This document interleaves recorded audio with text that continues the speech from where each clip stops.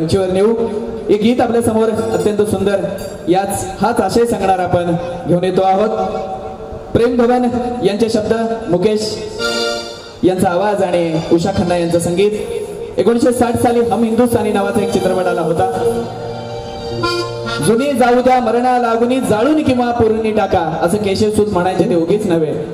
जो बीत गया सो बीत गया, झालेलं गेलं. नव्या काळाला नवी गवसणी घालण्यासाठी नव्या विचारांनी आपण या ठिकाणी पुढे जाऊया, हा आशावाद सांगणार हे गाणं आपल्या समोर घेऊन येत आहेत आदरणीय इंजिनियर कांबळे सर. मी त्यांना अत्यंत सन्मानाने मंचावर या ठिकाणी बोलवतो आहे. छोड़ो कल की बात पुरानी, नए दौर में लिखेंगे मिलकर नई कहानी, हम हिंदुस्तानी. आदरणीय कांबळे सर.